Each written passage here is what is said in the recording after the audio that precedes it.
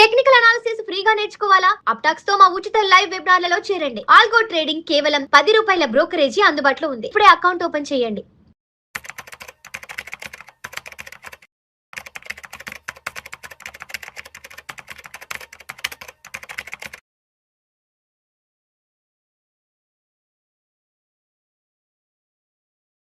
రామచంద్రమూర్తి గారు నమస్తే సార్. నమస్తే విష్ణు గారు. రామచంద్రమూర్తి గారు, ఈ వీడియోలో కాస్త డీటెయిల్గా ఈ లే ఆఫ్లకు సంబంధించి అంటే ఉద్యోగుల ఊచకోత లేకపోతే ఉద్యోగాల తొలగింపు గురించి కొంచెం డీటెయిల్గా మాట్లాడుకుందాం సార్. ఒకప్పుడు జాబ్ లే ఆఫ్స్ అంటే ఎప్పుడో ఎక్కడో జరిగేది, ఎక్కడో మాట్లాడుకునే వాళ్ళని. అవునండి. ఈరోజు ఎస్పెషల్ ఐటీ సెక్టార్లో ఉద్యోగాల తొలగింపు అనేది నిత్య కృత్యం అయిపోయింది. రేపొద్దున ఆఫీస్కి వెళ్ళేదాకా మన ఉద్యోగం మనకు ఉంటుందా లేదా అన్న సిచ్యువేషన్స్ నడుస్తున్నాయి. ఇప్పుడు కొత్తగా బ్రిటన్కు చెందిన స్టాండర్డ్ చార్టెడ్ రాబోయే 4 ఏళ్లలో 7,000కు పైగా కార్పొరేట్ ఉద్యోగాలను తగ్గించనున్నట్లు ప్రకటించింది. 2030 నాటికి ఎగ్జిక్యూటివ్ సంఖ్యను 15% తగ్గించబోతుందంట. అందరికీ తెలిసిందే, ప్రముఖ బ్యాంకింగ్ స్టాండర్డ్ చార్టెడ్ బ్యాంకింగ్ అంటే చాలా పెద్ద ఇంటర్నేషనల్ కంపెనీ. సో రామచంద్రమూర్తి గారు, ఇంకొక లే ఆఫ్ న్యూస్ ఏంటంటే ఇంటి నుంచి పని అంటూ 8,000 మందికి మెటా లే ఆఫ్. ఉద్యోగులకు ఈమెయిల్ ద్వారా సమాచారం అంట సార్. ఫేస్బుక్, ఇన్స్టాగ్రామ్, వాట్సాప్ మాతృ సంస్థ మెటా ప్లాట్ఫామ్స్ ప్రపంచవ్యాప్తంగా 8,000 ఉద్యోగాల తొలగింపు ప్రక్రియను ప్రారంభించినట్లుగా తెలుస్తోంది. ఐరోపా, అమెరికా, సింగపూర్లలో కొందరు ఉద్యోగులకు ఇంటి నుంచి పనికి అవకాశం కల్పించి తదుపరి ఉద్యోగం నుంచి తొలగిస్తున్నట్లుగా ఈమెయిల్ ద్వారా సమాచారం పంపించిందంటే మెటా. అంటే రేపటి నుంచి వర్క్ ఫ్రమ్ హోమ్ చేసుకోండి, ఆఫీస్కి రాబలేదంటూ కూడా ఇచ్చింది. తీరా చూస్తే అసలు ఉద్యోగాలే లేవంటూ కూడా మెయిల్ ఇవ్వడం జరిగింది. మరోవైపు పెద్ద పెద్ద బ్యాంకులు కూడా ఉద్యోగాలు తొలగిస్తున్నాయి. ఏంటి, ఎక్కడా కూడా ఎవరు హ్యాపీగా లేరు, ఎక్కడ ఏ కండిషన్ కూడా ఎవరికి అనుకూలంగా లేదు. ఎటు చూసినా ప్రపంచవ్యాప్తంగా ఎటు చూసినా సరే ప్రతికూల వాతావరణం, ప్రతికూల పరిస్థితులే ఉన్నాయి. నాకు తెలిసి వీటన్నింటినీ దృష్టిలో ఉంచుకొని రాబోయే రోజుల్లో ఏదైనా పెద్ద ఉపద్రవం రాబోతోందంటూ మొన్న మోడీ గారు ఏమన్నా ఈ వ్యాఖ్యలు ఏమన్నా చేశారా? అందరూ జాగ్రత్తగా ఉండండి, ₹4 దాచిపెట్టుకోండి, డబ్బులు ఖర్చు పెట్టుకోకుండా కూడా వారు చెప్పారు కదా. అంటే భవిష్యత్తులో ఇలాంటి తీవ్రమైన పరిణామాలు, నష్టాలు ఎదుర్కోబోతున్నాం అన్న నేపథ్యంలో ఆయన ఏమన్నా 4 మంచి మాటలు చెప్పారో ఏమనిపిస్తుంది? ఏంటి సార్, ప్రపంచవ్యాప్తంగా ఇలాంటి ఒక పానిక్ సిచ్యువేషన్ నడుస్తుంది? సార్ మంచి క్వశ్చన్ అడిగారు సార్. చాలామంది దీని మీద ఒక రకమైన డిప్రెషన్, అసలు ఒక రకమైన టెన్షన్లో ఉన్నారు. అయితే ఒకసారి ఏంటంటే ఒక నాణ్యానికి వన్ సైడ్, సెకండ్ సైడ్ కూడా ఒకసారి సెకండ్ సైడ్ కూడా చూస్తే, ఇప్పుడు ఎప్పుడైనా కానీ డిమాండ్ సప్లై అని కంపల్సరీ మార్కెట్ ఉంటుంది. లాస్ట్ 10 years నుంచి ఏంటంటే ఐటీకి డిమాండ్ విపరీతంగా పెరిగేపాటికి సప్లై కూడా అంతే ఇదిగా వచ్చింది.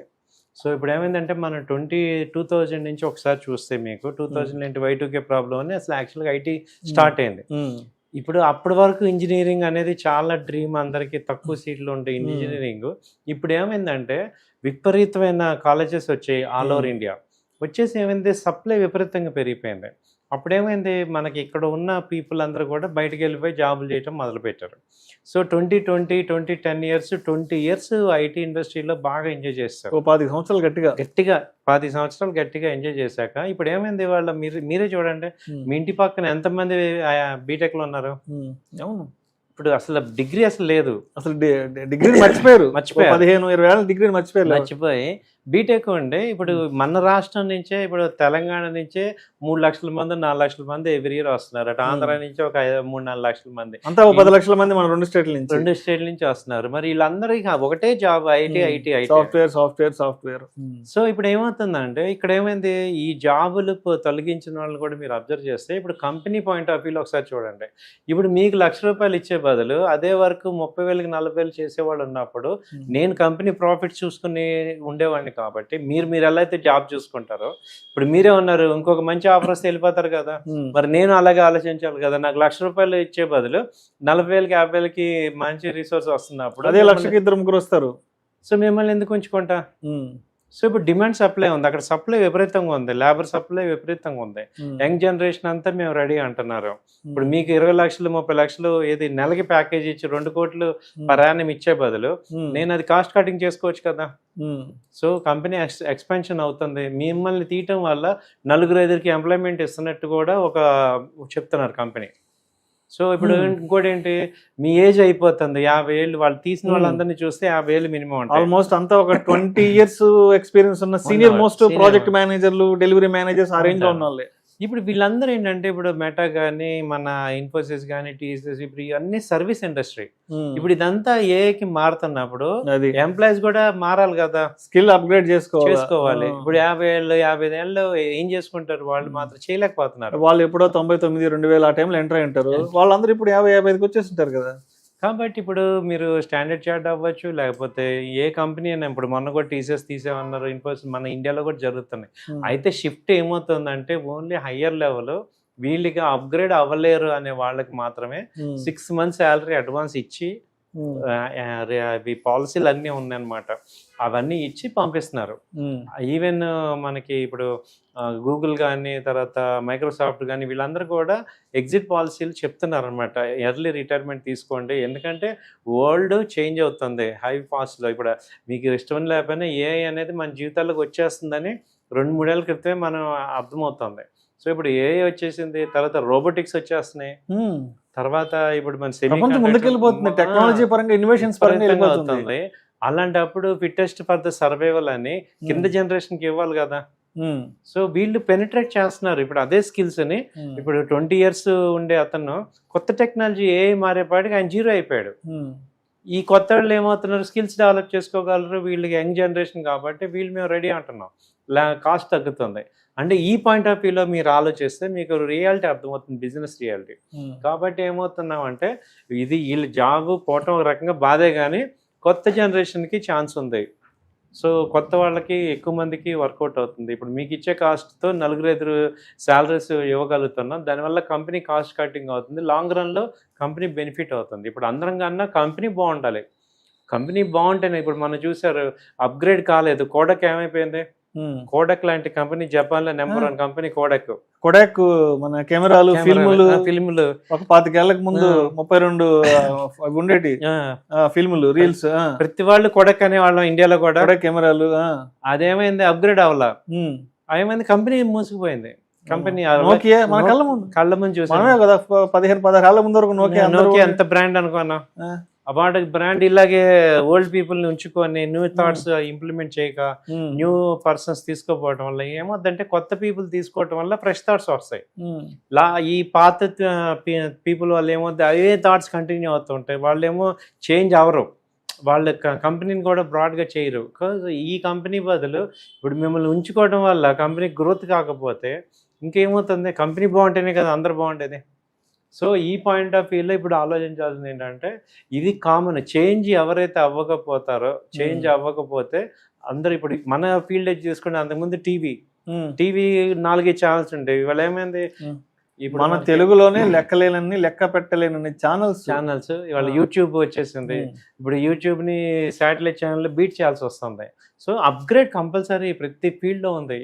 ఇప్పుడు శాటిలైట్ ఎంతమంది జాబులు పోతున్నాయి. సో అలాగే యూట్యూబ్ ఛానల్స్ ఇవన్నీ ఏంటంటే, న్యూ జనరేషన్ ఉంది, చాలా న్యూ చేంజెస్ వస్తున్నాయి. వాటిని తగ్గట్టుగా మనని మార్చుకోకపోతే మీకు 50 ఏళ్ళ 20 ఏళ్ళ సంబంధం లేదు. న్యూ కాన్సెప్ట్కి మీరు మారాలి, లేకపోతే మీరు ఐసోలేట్ అయిపోతారు. అదే ఇప్పుడు జరుగుతుంది. తర్వాత ఈ H1B వీసా హోల్డర్లకు సంబంధించి కూడా చాలా బ్యాడ్ న్యూస్ వచ్చింది. లే ఆఫ్స్ దెబ్బకు రోడ్డును పడ్డ H1B వీసా హోల్డర్లు 2 నెలల్లో ఇండియాకు తిరిగి రావాల్సిందే. అమెరికా కల సాకారమైందని మురిసిపోతున్న వేళ ఒక లే ఆఫ్ ఈమెయిల్ వేలాది మంది భారతీయ ఐటీ ఉద్యోగుల జీవితాలను తలకిందులు చేస్తోంది. మెటా, అమెజాన్, ఒరాకిల్ వంటి టెక్ దిగ్గజాలు భారీగా ఉద్యోగాల కోతల్లో చిక్కుకున్న H1B వీసాలపై పనిచేస్తున్న భారతీయులు ఇప్పుడు సంక్షోభంలో మునిగిపోయారు. అంటే అమెరికాలో ఉద్యోగం చేయడం, డాలర్ డ్రీమ్స్ అనేవి ఒకప్పుడు ఒక పెద్ద లైఫ్ టైం అచీవ్మెంట్. అంటే ఇంట్లో కొడుకుని అమెరికా పంపించడం అనేది ఒక అంతకు మించిన అచీవ్మెంట్ ఉండేది కదా పేరెంట్స్ కి. అక్కడికి వెళ్ళి చదువుకునే వాళ్ళు, అక్కడికి ఒక్కసారైనా వెళ్ళి జాబ్ చేసి ఒక 1-2 years జాబ్ చేసి రావాలనుకుంటున్నారు. డాలర్ డ్రీమ్స్ ఇవన్నీ కూడా. ఈ రోజు ట్రంప్ దెబ్బకి ఈ డాలర్ డ్రీమ్స్ అన్ని కూడా చల్లా చెదరై పడిపోతున్నాయి. చెప్పాలంటే అమెరికాలో ఉండే వాళ్ళ పరిస్థితి ఎలా ఉందంటే, చాలా మంది భార్యాభర్తలు ఇద్దరు ఉద్యోగాలు కోల్పోయి భారతదేశానికి తిరిగి రావడానికి ఫ్లైట్ ఖర్చులకి కూడా డబ్బులు లేవండి సార్. ఇది సిచ్యువేషన్. అంటే ఒకప్పుడు ఆహా అమెరికా, ఓహో అమెరికా అనుకున్న వాళ్ళు ఈరోజు అమెరికాలో ఉద్యోగం అంటే పిల్లని కూడా ఇవ్వలేనంత. అంటే అమెరికాలో జాబ్ అంటే ఇప్పుడు గ్యారంటీ లేదు, నో గ్యారంటీ. అవునండి. సో ఎట్లా చూడాలి అసలు? ఒకప్పుడు అబ్బా ఆహా ఏదో బ్రహ్మ పదార్థం అద్భుతం అనుకున్నది ఈ రోజు అసలు అదేదో వేస్ట్ అన్నట్టు విసిరిపారేస్తున్నారు. ఎట్లా చూడాలి? మొన్న మనకి బంగ్లాదేశ్ వాళ్ళు ఎలక్షన్స్ లోకి వచ్చారు అని 1,00,000 మంది దాకా మన ఇండియాలో ఉన్నారు అని వింటేనే మనం ఎంత ఫీల్ అయ్యాం. అంటే పక్క దేశం వాళ్ళు 1,00,000 మంది అక్రమంగా వచ్చేసారు, మన భారతదేశంలో ఉన్నారు, పశ్చిమ బెంగాల్లో ఉన్నారు అంటే మనం ఎంత ఫీల్ అయ్యాం. మరి అమెరికాలో మరి వాళ్ళు కాకుండా వేరే వాళ్ళు ఎక్కువైపోతుంటే వాళ్ళకి ఫీలింగ్ రాదా? సో ఇప్పుడు అమెరికన్స్కి అమెరికాలో ప్లేస్ లేకుండా మిగతా కంట్రీ వాళ్ళందరూ వచ్చేసేసి వాళ్ళ ఆపర్చునిటీస్ని వాళ్ళ ఉద్యోగాలు తీసుకొని వాళ్ళేమో ఎక్కడికి వెళ్ళడానికి లేకుండా అయిపోతే మరి అమెరికన్స్కి ఫీలింగ్ రాదా? ఇప్పుడు కొన్ని ఏరియాలో అసలు ఈవెన్ మన ఆంధ్ర వాళ్ళు ఎక్కువ డామినేట్ చేసే ఏరియాస్ ఉన్నాయి, కొన్ని డల్లాస్ కానీ అలాంటి ఏరియాస్లో అంత పెనట్రేట్ అయిపోయారు. ఏది ఎక్కువగా ఇండియన్స్, తర్వాత చైనీస్, వీళ్ళందరూ ఏమైందంటే అమెరికాలో చాలా పెనిట్రేషన్ వచ్చేసింది. ఇప్పుడు వాళ్ళకి ఏమవుతుంది, అంతమందిని చూసి మనకైతే ఎలా వచ్చిందో మనం పంపించాం కదా, అలాగే వాళ్ళకి రాదంటే. ఇండియన్స్ ఉన్న చాలా ప్రాంతాల్లో అక్కడ మన ఇండియన్స్ కంప్లీట్ గా మన ట్రెడిషన్స్ అక్కడికి తీసుకెళ్లిపోవడము, అక్కడ మన ఫెస్టివల్స్ టూ మచ్ గా సెలబ్రేట్ చేసుకోవడము, సినిమా హాల్కి వెళ్తే అక్కడ సినిమా హాల్ ఎగరడం, గెంతడం, ఆ స్క్రీన్ లో జించేయడం, ఆ పేపర్లు విసిరేయడం, ఆ తర్వాత ఇక్కడ ఏదైనా ఇండియాలో ఎలక్షన్స్ ఉన్నప్పుడు అక్కడ పొలిటికల్ పార్టీస్ ర్యాలీలు నిర్వహించడము, ఆ తర్వాత ఏదైనా కొత్త సినిమా రిలీజ్ అయితే అక్కడ కార్లు ర్యాలీలు, అంటే వాళ్ళకి విసుగొచ్చి చిరాకు వచ్చేస్తుంది. సో ఇప్పుడు ఎంత భరిస్తారు? మనమే బంగ్లాదేశ్ వాళ్ళు వచ్చారంటేనే మనకి ఎంత ఫీలింగ్ ఉన్నప్పుడు మీరు మరి అమెరికా వాళ్ళ ఓన్ ల్యాండ్ లో వీళ్ళందరూ వచ్చేసి ఎప్పటి నుంచో తెచ్చి వాళ్ళకన్నా ఎక్కువ బతుకుతున్నారంటే వాళ్ళకి అనిపించదా? వాళ్ళ కల్చర్ ఏంటి? హ్యాపీగా 5 day వీక్ లాగా ఎంజాయ్ చేసే కల్చర్. మనం వెళ్ళి 4-5 ఇల్లు ఒక్కొక్కళ్ళు 4 మినిమం కొంటున్నారు, ఒక్కొక్క ప్లేస్ లో కొంటున్నారు. చాలా మంది యూఎస్ లో ఉండే వచ్చే ఫ్రెండ్స్ చెప్తుంటారు, ఒక 3-4 years వీక్ 4-5 కోట్లు పెట్టి వెళ్ళుకున్నాను, మళ్ళీ ఇంకో 2-3 కొంటున్నాను. మరి వాళ్ళకి ఆ డిస్పారిటీ కనపడుతున్నప్పుడు ఏమైంది, అసలు ట్రంప్ని ఎన్నుకుంది ఆ పాయింట్ మీద. యాక్చువల్గా మాకు అమెరికా గ్రేట్ అగైన్ అంతే, మాకు కావాలి, మాకు మా వాళ్ళ జీవితాలు స్పాయిల్ అయిపోతున్నాయి. కాబట్టి ఏంటంటే ట్రంప్ డెఫినెట్ గా ఇప్పుడు మనల్ని పంపించలేదా? బీజేపీ వాళ్ళు రాంగ్ అని ఏం చేశారు, ర్యాలీ అందరినీ పంపించట్లేదా? రోహింగ్యాలని బంగ్లాదేశ్ మొత్తం తరిమేశారు. మరి మీరు మాత్రం ఎందుకు ఉండాలి అక్కడ? అమెరికాలో మీరెవరు, మనం ఎవరు అసలు? కాబట్టి ఏంటి, అందులో మించి ఇప్పుడు ఐఐటీలో చదువుకొని ఇక్కడ డబ్బులు ఖర్చు పెట్టి ఇక్కడ చేసి క్రీమ్ అంతా అటు వెళ్ళిపోయి ఉద్యోగం మాత్రం బయట దేశంలోకి వెళ్తే మరి ఎంతవరకు ఇండియాకి బెనిఫిట్ ఉంది? కొంచెం కూడా అంటే ఇదేమవుతుందంటే ఒక రకంగా బెనిఫిటే మనకి. ఎదుటోడు మనకు ఉండాలి, యాక్చువల్గా మనం ఈ కంట్రీలో ఉన్నాము, మనం ఈ కంట్రీని బాగు చేసుకోవాలి అని చెప్పేసి మనం ఉండాలి. కానీ ఇప్పుడు అటు వెళ్ళిపోవటం ఓకే, మనీ ఇప్పుడు డెమోక్రటిక్ కంట్రీ కాబట్టి ఎటైనా వెళ్ళొచ్చు. బట్ ఇదేంటంటే వాళ్ళ యొక్క పాయింట్ ఆఫ్ వ్యూలో చూస్తే వాళ్ళు చేసేది కరెక్టే అనిపిస్తుంది. ఇప్పుడు మనం ఆల్రెడీ ఇటు పక్కన చేస్తున్నాము, అటేమో మన ఆపేస్తున్నారు అంటున్నాం. అంటే కాయిన్కి రెండో సైడ్. ఒక సైడు మీరు అన్నట్టు అరే వాళ్ళు వెళ్ళారు, సెటిల్ అయిపోయారు, ఇప్పుడు ఇక్కడ ఎడ్యుకేషన్ లోన్లు తీసుకొని అప్పులు చేసి అక్కడికి వెళ్ళి ఏదో సంపాదిద్దామని వాళ్ళందరూ ఇప్పుడు ఇబ్బంది పడుతున్నారు. H1B వీసాలు కానీ, ఇప్పుడు ఎడ్యుకేషన్ లోను, ఇవన్నీ చాలా ఉన్నాయి. అయితే ఏంటంటే ఇప్పుడు ఎవ్రీడే ప్రతిదీ ప్రపంచం ఇప్పుడు 25 ఏళ్ళ నుంచి మన అమెరికా మీద అటాక్ చేసాం, మళ్ళీ వాళ్ళు ఎక్కువైపోయాం పాపులేషన్. కాకపోతే ఏమవుతుందంటే వాళ్ళు రివర్స్ అవుతారు. ఇప్పుడు జరుగుతుంది. ఇప్పుడు కంపల్సరీ కొంత ప్రజలు రావాల్సింది అన్నకి, ఎందుకంటే వాళ్ళకి అవసరమైనంత వరకు అలౌ చేశారు. ఎక్సెస్ అయిపోతే ఏం చేస్తున్నారు, ఇప్పుడు పంపించేస్తారు. సో ఆ సిచ్యుయేషన్స్ అన్ని జరుగుతున్నాయి. సో ఏదైనా మనం వేరే కంట్రీలో ఉన్నప్పుడు మన సొంత ఊరే కదా, ఎప్పుడైనా అక్కడ మనకి ఫుట్ హోల్స్ ఉంటాయి. ఈవెన్ మన హైదరాబాద్ లో కూడా మొన్నటిదాకా ఏమైంది, తెలంగాణ మూవ్మెంట్ వచ్చినప్పుడు ఆంధ్ర వాళ్ళు వెళ్ళిపోవాలి, గట్టిగా వచ్చింటే వెళ్ళిపోవాల్సి వచ్చేది. అవును. సో ఇప్పుడు మనం కాదు ఈ ప్లేస్, ఎంతకాలం మంది అంటాం. సో అలా ఉంటది ఎక్కడైనా కానీ. సో యాక్సెస్ ఉన్నట్టు బెనిఫిట్ ఉన్నంత వరకు ఎవరైనా ఉంచుకుంటారు. లేదు వాళ్ళ రైట్స్ కనుక ఇబ్బంది అవుతున్నాయి అన్నప్పుడు యాజిటేషన్స్ వస్తాయి. ఆటోమేటిక్ గవర్నమెంట్ ఏం చేయాలి, ప్రజల పక్షాన ఉండాల్సిందే కదా. సో అలా జరుగుతున్నాయి ఇప్పుడు ప్రెసెంట్. చూడాలి ఏం జరుగుతుందో ఫైనల్ గా, ఎందుకంటే ఓవర్ ఎక్సెస్ అయిపోయారు మన. Right sir, right. Thank you sir, thank you so much. Thank you.